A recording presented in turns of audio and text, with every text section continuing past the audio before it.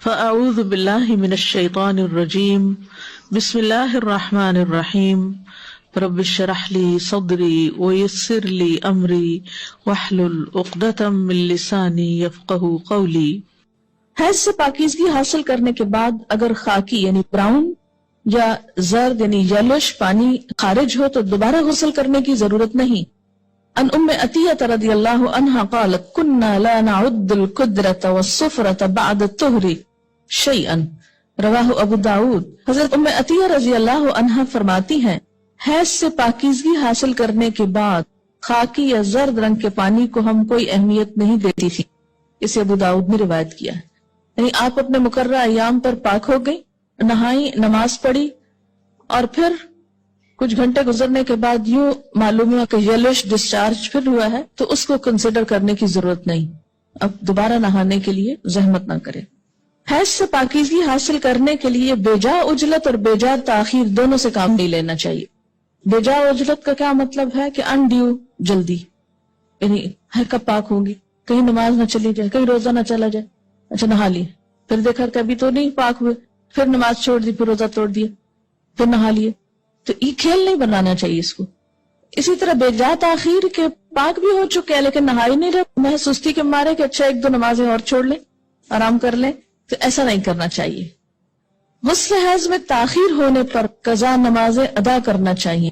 یعنی اگر کسی وجہ سے پانی ختم ہے، پانی نہیں ہے، یا کہیں سفر کی حالت میں ہے کہ ٹائم پہ نہیں پہنچے آپ کہ نہا سکیں، یا کوئی وجہ بن گئی، یعنی جان بوجھ کے نہیں، ہو گیا ایسے، تو پھر کیا ہے، جب نہا چکے تو پچھلی نماز لوٹائیں۔ خواتین رسول اللہ صلی اللہ علیہ وسلم کی زوجہ محترمہ سیدہ عائشہ رضی اللہ تعالی عنہا کے پاس ڈبیا میں روئی رکھ کر بھیجتی جس میں ابھی کچھ زردی باقی ہوتی، تو حضرت عائشہ فرماتی جب تک صاف شفاف پانی نہ دیکھ لو اس وقت تک طہر حاصل کرنے کے لیے جلدی سے کام نہ لیا کرو۔ یعنی جب تک بالکل صاف نہ ہو جائے انسان اس وقت تک نہانے میں جلدی نہیں کرنی چاہیے۔ سیدہ عائشہ رضی اللہ تعالی عنہا کی مراد حیض سے طہارت حاصل کرنا ہوتی تھی۔ القصۃ البیضاء کا لفظ دیکھ رہے ہیں یہاں پر آپ عربی عبارت میں، یہ انہوں نے معیار بتایا، حتی ترینا القصۃ البیضاء، وائٹ ڈسچارج۔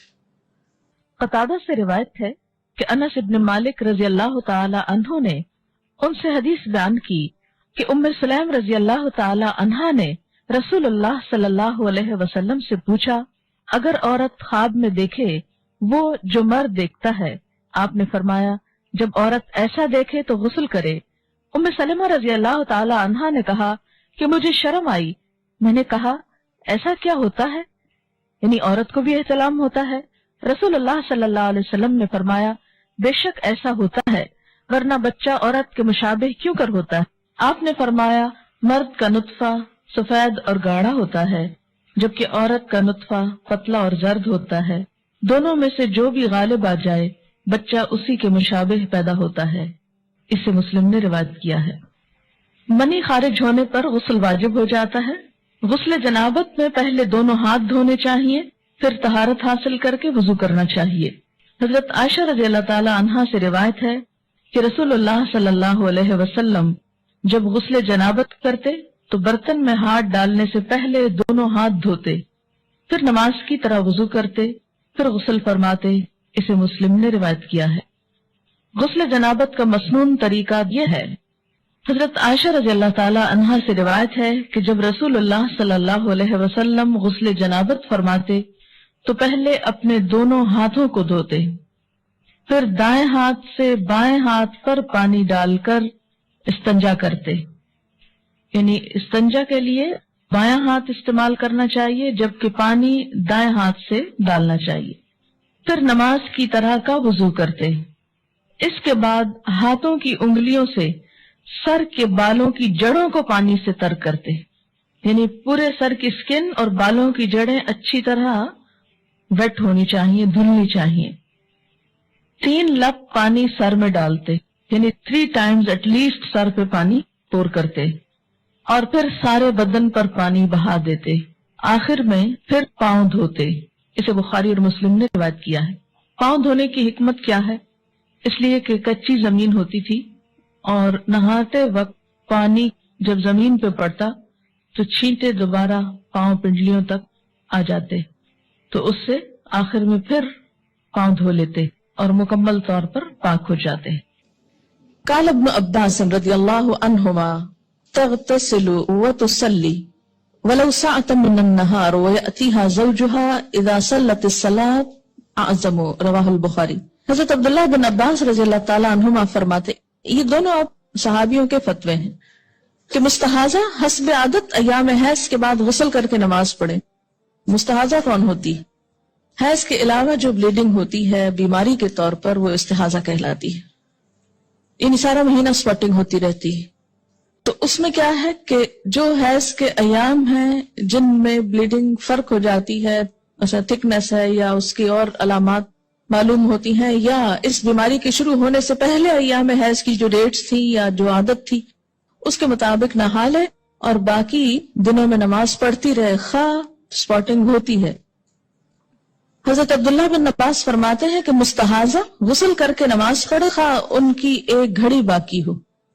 مثلا سورج غروب ہونے میں 5 منٹ ہے اور اب وہ نہا کر نکلی تو پڑھے اثر. جب عورت نماز ادا کر چکے تو پھر شوہر اپنی بیوی سے صحبت کر سکتا ہے، کیونکہ نماز افضل ہے. اسے بخاری نے روایت کیا ہے.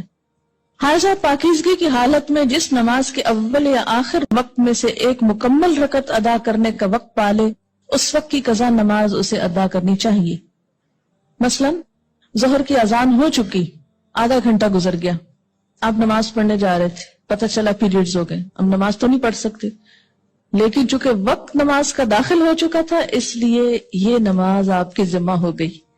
اب جب آپ پاک ہوں گے تو یہ نماز دہرائیں گے. یہ پتہ ہے آپ کو پہلے سے؟ یہ دیکھیں اکثریت نہیں بول رہی ہے. اس سے اندازہ کریں کہ ہم اپنے دین کے فرائض کو کس حد تک جانتے ہیں اور ہمارے بڑوں نے ہم کو کیا بتایا. اور اگر ایسی باتیں کلاس میں کی جائیں تو پھر یہ شرم و حیا کے خلاف. دیکھیں کہ یہ مسائل پڑھائے اس لیے جاتے ہیں کہ انسان فرائض میں کوتاہی نہ کرے، کیونکہ فرائض کی پوچھ ہے قیامت کے دن. اور اسی طرح اگر عصر کا وقت مثلا ختم ہونے سے آدھا گھنٹہ پہلے پاکی حاصل کی، اب نہانے میں 20 منٹ لگ گئے، 10 منٹ باقی ہیں، اور جتنی دیر میں مصلی بچھایا مغرب کی نماز ہو گئی. بعض اوقات ایسا نا سردی ہوتی ہے، دروازے بند کرتے، جائے نماز بچھاتے کرتے ٹائم ہو جاتا ہے.